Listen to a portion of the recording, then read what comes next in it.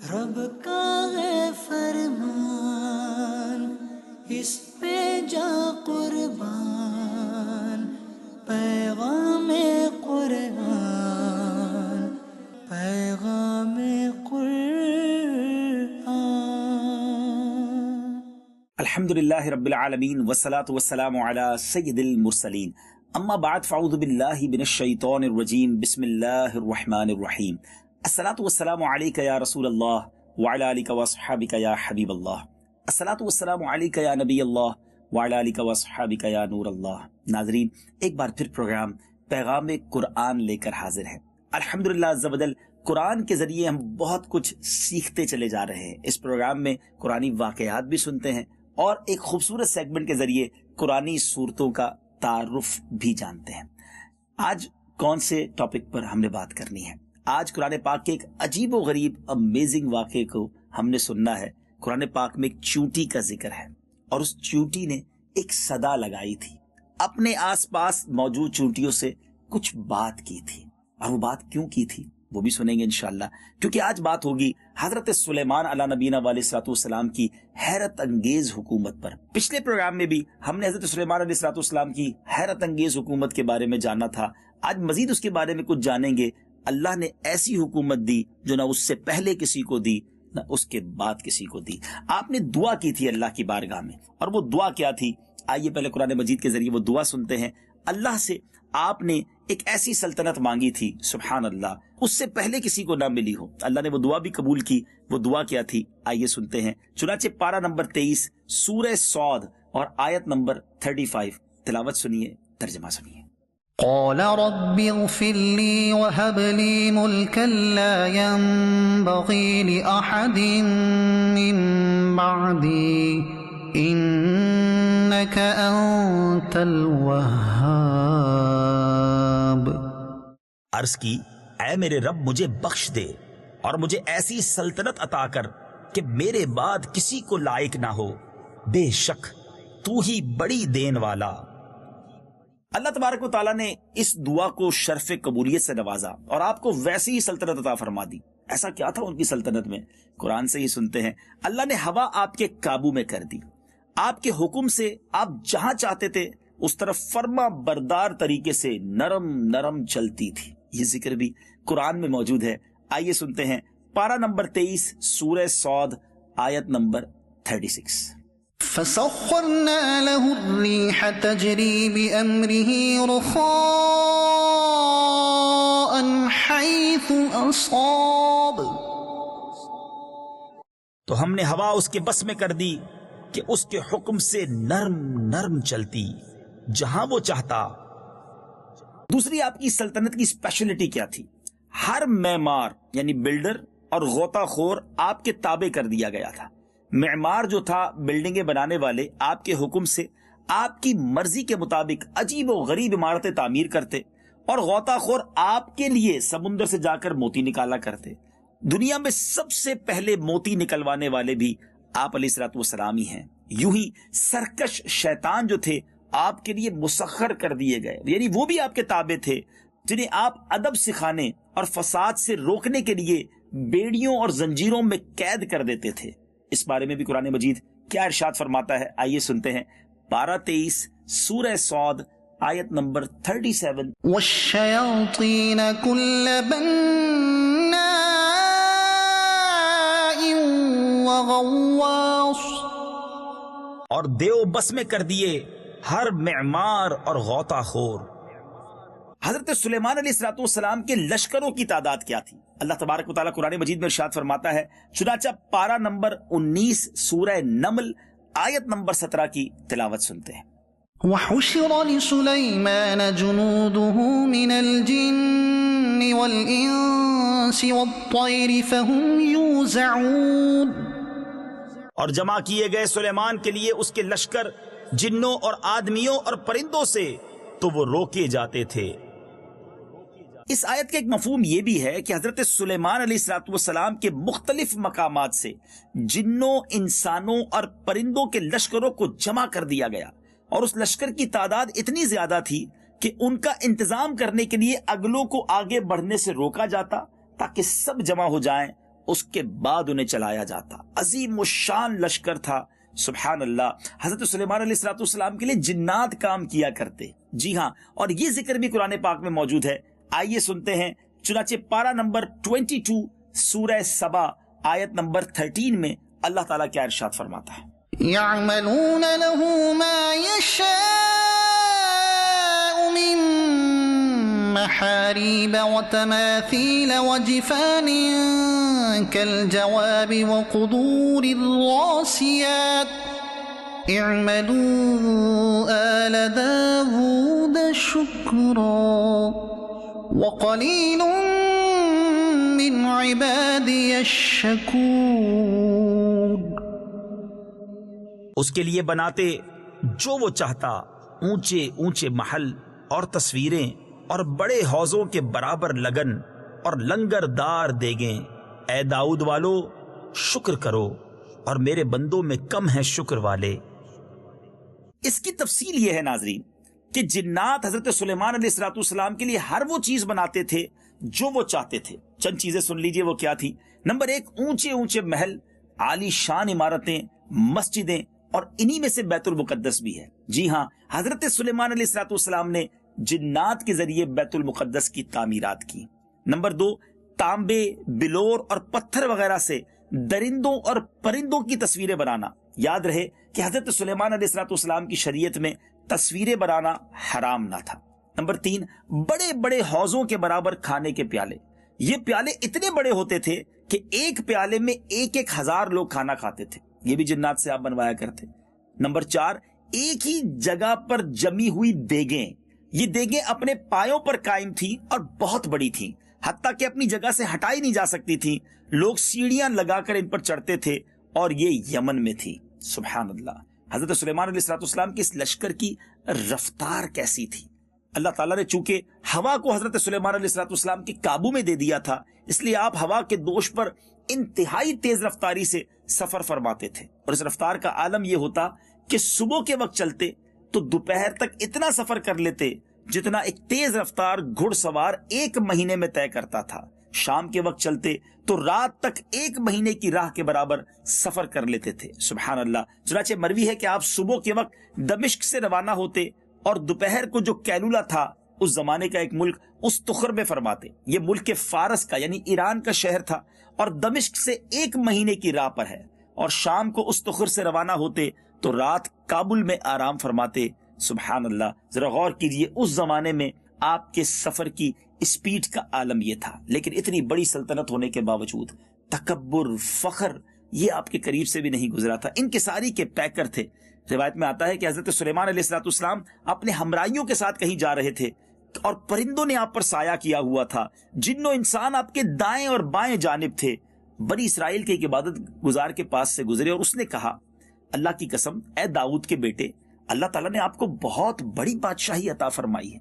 حضرت سلیمان علیہ السلام نے یہ بات سن کر فرمایا, مومن کے نامہ اعمال میں ایک تسبیح اس سے بہتر ہے جو حضرت داؤد کے بیٹے کو دیا گیا ہے, اور جو کچھ اسے دیا گیا ہے وہ چلا جائے گا اور تسبیح باقی رہے گی.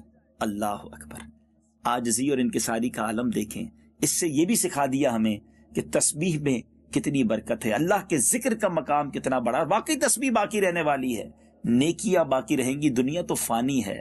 اللہ کرے میں اور آپ اپنی زندگی میں زیادہ سے زیادہ نیکیاں کر کے جائیں تاکہ وہ ہمارے ساتھ ہماری قبر میں بھی ساتھ جائیں. مال و دولت قبر میں نہیں جاتا ناظرین. قبر میں تجوری نہیں ہوتی, کفن میں جیب نہیں ہوتا, مگر لوگ ساری زندگی دنیا جمع کرنے میں لگے رہتے ہیں اور پھر قبر میں جا کر پچھتاتے ہیں. اللہ مجھے اور آپ کو ایسے اعمال نصیب کر دے کہ جو ہمارے ساتھ قبر میں جائیں اور میری اور آپ کی قبر میں راحت کا باعث بن جائیں. حضرت سلیمان علیہ السلام کے ساتھ ایک اور بڑا عجیب واقعہ ہوا. آپ کی ایک بار ملک الموت سے بھی ملاقات ہوئی اور بڑا ہی امیزنگ واقعہ ہے کہ ایک مرتبہ ملک الموت حضرت سلیمان علیہ السلام کی بارگاہ میں حاضر ہوئے. آپ کے پاس بیٹھے ہوئے افراد میں سے ایک شخص کی طرف دیکھنا شروع کیا اور مسلسل اسے ہی دیکھتے رہے. جب وہ تشریف لے گئے تو اس شخص نے حضرت سلیمان علیہ السلام سے عرض کی, یہ کون تھے؟ تو آپ نے فرمایا ملک الموت تھے. عرض کی کہ دیکھا آپ نے, وہ تو مجھے بہت غور سے دیکھ رہے تھے, یعنی میری روح قبض کرنا چاہ رہے تھے. تو حضرت سلیمان علیہ السلام نے فرمایا تو کیا چاہتا ہے؟ اس نے کہا حضور آپ کے پاس اللہ تعالیٰ نے قدرت دی ہے, ہوا کو کنٹرول دیا ہے, آپ ہوا کو حکم دے کہ مجھے فوراً یہاں سے اٹھا کے سرزمین ہند میں ڈال دے۔ حضرت سلیمان علیہ السلام نے یہ دعا کر دی۔ اس کے بعد دوبارہ ملک الموت حاضر ہوئے تو حضرت سلیمان نے پوچھا کہ تم اس شخص کو بڑا گھور کر دیکھ رہے تھے، کیا وجہ تھی؟ تو کہا کہ میں تو یہ تعجب کر رہا تھا کہ مجھے حکم دیا گیا کہ تھوڑی دیر بعد مجھے ہند کی سرزمین میں اس بندے کی روح قبض کرنی ہے، اور یہ آپ کے پاس بیٹھا ہوا ہے۔ اللہ اکبر۔ ناظرین سمجھے آپ کہ آپ نے دعا کی، ہوا نے اسے ہند پہنچایا، ود ان منٹس وہ ہند پہنچا ہوگا، اور جب اس کی روح قبض کرنے کا وقت ہند میں تھا تو وہ وہاں پہنچ گیا۔ پتہ یہ چلا موت کا وقت بھی مقرر ہے، موت کی جگہ بھی مقرر ہے۔ بندہ کسی نہ کسی بہانے سے اس جگہ پہنچ جاتا ہے جہاں اس کی آخری سانس لکھی ہوتی ہے۔ کاش میں اور آپ اپنی موت کی تیاری کرنے والے بن جائیں۔ ناظرین ممکن ہے جس وقت آپ یہ پروگرام دیکھ رہے ہوں وہی وقت یا وہی دن میری یا آپ میں سے کسی زندگی کا آخری دن ہو۔ ہمیں تو ایک پل کا بھی نہیں پتا ہے، مگر پلاننگز بہت بڑی بڑی ہیں۔ شاعر لکھتے ہیں نا، آگاہ اپنی موت سے کوئی بشر نہیں، سامان 100 برس کا ہے، پل کی خبر نہیں۔ سوچئے، پل کا پتہ نہیں ہے اور پلاننگ برسوں کی کیے بیٹھے ہیں۔ قبر اور آخرت کی پلاننگ کب کریں گے؟ اللہ کرے کہ اس واقعے سے میں اور آپ اپنی آخرت کی تیاری کا کچھ ذہن بھی لے لیں۔ ناظرین اب آتے ہیں جو آج ہمارے سلسلے کا ٹاپک بھی تھا، ٹائٹل بھی تھا۔ واقعات اتنے خوبصورت ہیں کہ بات سے بات نکلتی چلی جاتی ہے۔ اب بات کرتے ہیں حضرت سلیمان علیہ السلام اور وہ چونٹی کا کیا واقعہ تھا، اور چونٹی نے کیا صدا لگائی تھی اپنے آس پاس کی چونٹیوں کو۔ اور یہ واقعہ بھی قرآن مجید فرقان حمید میں موجود ہے۔ ماجرا کچھ یہ ہوا تھا کہ حضرت سلیمان علیہ السلام اپنے زبردست لشکر کے ساتھ، جس میں جنات بھی تھے، انسان بھی تھے، اس کو لے کر طائف یا شام میں وادی نمل سے گزرے، جہاں چونٹیاں بکثرت تھی۔ نمل عربی میں چونٹی کو کہتے ہیں۔ تو چونٹیوں کی ملکہ جو مادہ اور لنگڑی تھی، اس نے تمام چونٹیوں سے کہا، اے چونٹیوں تم سب اپنے گھروں میں چلی جاؤ۔ ایک صدا لگائی کہ اپنے گھروں میں چلی جاؤ، ورنہ حضرت سلیمان اور ان کا لشکر کہیں تمہیں بے خبری میں کچل نہ ڈالے۔ چونٹی کی اس تقریر کو حضرت سلیمان علیہ السلام نے 3 میل کی دوری سے سن لیا اور مسکرا کر ہنس دیے۔ اللہ اکبر۔ ناظرین چونٹی کی آواز، ہمارے گھر میں کئی چونٹیاں ہوتی ہیں، ہمیں آواز نہیں آتی ہے، حضرت سلیمان نے 3 میل دور سن لیا۔ اس پر بات کرتے ہیں، مگر آئیے پہلے قرآن مجید کی سورہ نمل آیت نمبر 18 اور 19 کی تلاوت سنتے ہیں، ترجمہ سنتے ہیں، اور پھر اس بارے میں مزید بات کرتے ہیں۔ حتى إذا أتوا على واد النمل قالت نملة يا أيها النمل ادخلوا مساكنكم لا يحطمنكم سليمان وجنوده وهم لا يشعرون فتبسم ضاحكا من قولها وقال رب أوزعني أن أشكر نعمتك التي أنعمت علي وعلى والدي وأن أعمل صالحا ترضاه وأدخلني برحمتك في عبادك الصالحين۔ یہاں تک کہ جب چونٹیوں کے نالے پر آئے، ایک چونٹی بولی، اے چونٹیوں اپنے گھروں میں چلی جاؤ، تمہیں کچل نہ ڈالے سلیمان اور ان کے لشکر بے خبری میں۔ تو اس کی بات سے مسکرا کر ہنسا اور عرض کی، اے میرے رب مجھے توفیق دے کہ میں شکر کروں تیرے احسان کا جو تو نے مجھ پر اور میرے ماں باپ پر کیے، اور یہ کہ میں وہ بھلا کام کروں جو تجھے پسند آئے، اور مجھے اپنی رحمت سے اپنے ان بندوں میں شامل کر جو تیرے قرب خاص کے سزاوار ہیں۔ اب آئیے اس واقعے سے سیکھنے کو کیا ملا۔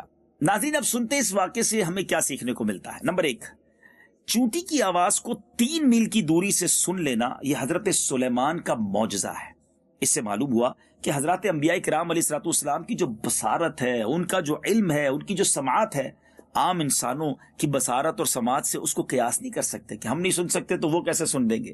اللہ والوں کی شان نرالی ہے، سبحان اللہ۔ اور یہاں اب یہ سمجھ لیجئے حضرت سلیمان کی بصارت کا عالم یہ ہے تو جو سلیمان کے بھی آقا ہیں، ہم سب کے آقا ہیں، جناب نبی پاک علیہ السلام کی سماعت کا عالم کیا ہوگا۔ اگر کوئی عاشق عشق رسول میں ڈوب کر یہ کہتا ہے تو کیا غلط کہتا ہے کہ دور و نزدیک کے سننے والے وہ کان کان لعلے کرامت پہ لاکھوں سلام. سبحان اللہ. اچھا چونٹیوں کی جو تقریر ہم نے سنی، چونٹی نے جو صدا لگائی، اس سے کیا سیکھنے کو ملا؟ کہ ان کا بھی یہ عقیدہ ہے، چونٹیوں کا بھی یہ عقیدہ ہے کہ کسی نبی کے صحابی جان بوجھ کر کسی پر ظلم نہیں کر سکتے، کیونکہ چونٹی نے کیا کہا؟ وَهُمْ لَا يَشْعُرُونَ، یعنی حضرت سلیمان اور ان کی فوج اگر چونٹیوں کو کچل ڈالیں گے تو بے خبری کے عالم میں لاشعوری طور پر ایسا کریں گے، ورنہ جان بوجھ کر ایک نبی کے صحابی ہوتے ہوئے وہ کسی پر ظلم اور زیادتی نہیں کریں گے. افسوس کی بات تو یہ ہے کہ چونٹی تو یہ عقیدہ رکھتی ہے کہ نبی کے صحابی جان بوجھ پر کسی پر ظلم نہیں کر سکتے، مگر چند بدنصیب ایسے ہیں جو معاذ اللہ صحابہ کرام کے بارے میں کنفیوژنز پھیلاتے رہتے ہیں یا عجیب و غریب باتیں کرتے ہیں. کبھی بھی پیارے آقا علیہ الصلوۃ والسلام کے صحابہ کے بارے میں کبھی کوئی مائنس بات، کبھی کوئی نیگیٹو بات ہمیں نہیں کرنی چاہیے. بڑی خوبصورت بات ہمارے امیر اہل سنت کرتے ہیں، بلکہ نعرہ لگاتے ہیں کہ ہر صحابی یہ نبی جنتی جنتی. میرے آقا کے جو صحابہ ہیں، نبی پاک نے ہمیں یہ راستہ بتایا نا. پیارے آقا فرماتے الصحابی کالنجوم فبأیہم اقتدیتم اہتدیتم. کیا خوبصورت بات میرے آقا فرماتے ہیں، میرے صحابہ ستاروں کی مانند ہے، ان میں سے جن کی بھی اقتدا کرو گے ہدایت پا جاؤ گے. تو صحابہ کے بارے میں آلویز پازیٹو اور اچھی باتیں کر کے ان کی برکتیں حاصل کیجئے. سبحان اللہ. یہ بھی معلوم ہوا کہ حضرات انبیاء علیہ الصلوۃ والسلام کا ہنسنا جو ہے تبسم اور مسکراہٹ ہی ہوتا ہے، جیسا کہ حدیث میں وارد ہوا کہ یہ حضرات کبھی کہکہا مار کر نہیں ہنستے تھے. مسکرانا چاہیے، سنت ہے، تبسم بڑی اچھی بات ہے، مگر بڑی آواز کے ساتھ جو کہکہا لگایا جاتا ہے، یاد رہے یہ سنت نہیں ہے. ناظرین، چونٹی کا واقعہ آپ نے سنا، اس سے متعلق ایک زبردست چٹکلا بھی سنیے گا. ایک زبردست واقعہ اس کے بعد ہوا. وہ واقعہ کیا تھا کہ ایک مرتبہ حضرت قتادہ جو محدث ہیں رحمت اللہ تعالی علیہ، نہایت ہی بلند پایا عالم اور جامع العلوم علامہ تھے، یعنی آپ کے علم کا چرچا تھا. بالخصوص علم حدیث اور تفسیر میں تو وہ اپنا مثل نہیں رکھتے تھے. کوفہ تشریف لائے تو ان کی زیارت کے لیے ایک عظیم الشان مجمع جمع ہو گیا. آپ نے تقریر فرماتے ہوئے حاضرین سے کئی بار یہ فرمایا کہ جو مجھ سے چاہو پوچھو. حاضرین پر آپ کی علمی جلالت کا ایسا سکہ بیٹھ گیا کہ سارے کے سارے لوگ دم بخود ساکت ہو گئے، خاموش ہو گئے.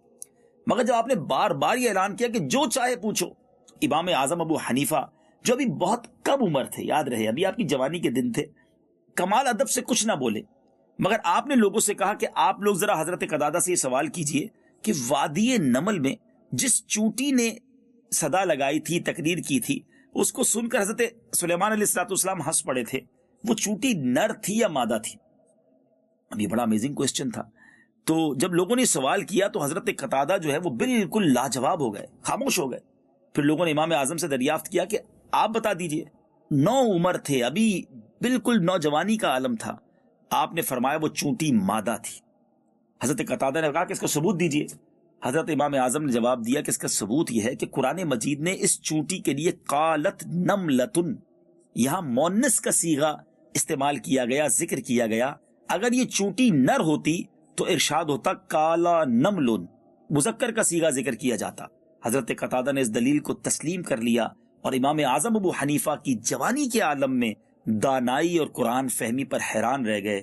اللہ اکبر. ناظرین، یہ ہے علماء کی شان، یہ ہے ان کا علم اور اس پر گہری نظر. بہرحال ہم نے آج کے پروگرام میں بہت ساری باتیں سیکھی ہیں اور بہت سارے ٹاپکس کو کور کیا ہے. آج ہم نے حضرت سلیمان علیہ الصلوۃ والسلام کی شاندار حکومت کے بارے میں بھی جانا، ہم نے آپ کی اور ملک الموت کی ملاقات کے بارے میں بھی سنا، اور اس کے بعد چونٹی نے کیا بات کی، حضرت سلیمان نے کتنی دور سے سنا، شاندار سماعت کے بارے میں بھی ہم نے جانا. تو الحمدللہ آج کے پروگرام میں ہم نے بہت ساری باتیں سیکھی ہیں. یہ قرآن پڑھنے سے مزید سیکھنے کو ملیں گی.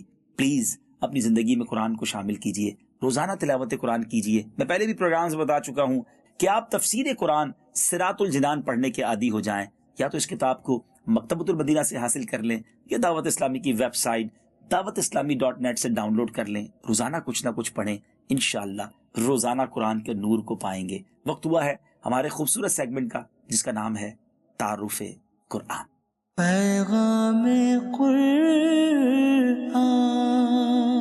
قرآن پاک کی ایک سورت کے بارے میں بہت تھوڑے وقت میں جاننے کا یہ بڑا زبردست موقع ہوتا ہے اس مختصر سے سیگمنٹ میں، جس میں ہم یہ جانتے ہیں کہ یہ سورت کہاں نازل ہوئی، اس میں کتنے رکوع اور کتنی آیات ہیں، اس میں مضامین کیا ہیں، اور اس سورت کے نام کا مطلب کیا ہے. آئیے سنتے ہیں آج سورۃ البروج کے بارے میں. 30ویں پارے میں یہ سورت موجود ہے. یاد رہے سورہ بروج مکہ مکرمہ میں نازل ہوئی. اس سورت میں 1 رکوع اور 22 آیتیں ہیں۔ بروج نام رکھنے کی کیا وجہ ہے؟ ستاروں کی منزلوں کو بروج کہتے ہیں، اور اس سورت کی پہلی آیت میں اللہ تعالیٰ نے برجوں والے آسمان کی قسم ارشاد فرمائی۔ اس مناسبت سے اسے سورہ بروج کے نام سے موسوم کیا جاتا ہے۔ سورہ بروج سے متعلق 2 احادیث۔ حضرت جابر بن سمورہ رضی اللہ تعالی عنہ فرماتے ہیں، حضور پرنور صلی اللہ تعالی علیہ وسلم ظہر اور عصر کی نماز میں والسماء والطارق والسماء ذات البروج اور ان دونوں جیسی صورتیں تلاوت فرماتے تھے۔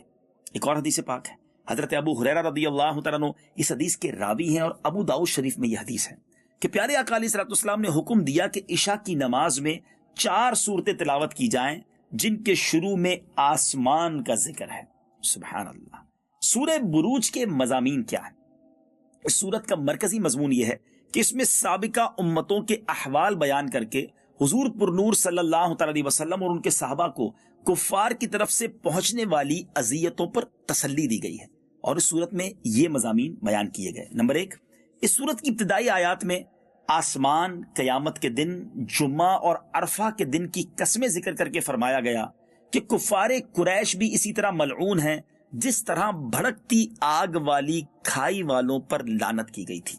نمبر 2، سابقہ امتوں جیسے اصحاب الاخدود، فرعون اور سمود کے واقعات بیان کیے گئے، اور انہی واقعات کے ضمن میں بتایا گیا کہ جنہوں نے مسلمان مردوں اور عورتوں کو آزمائش میں مبتلا کیا وہ حالت کفر میں مر گئے تو ان کے لیے جہنم کا عذاب ہے۔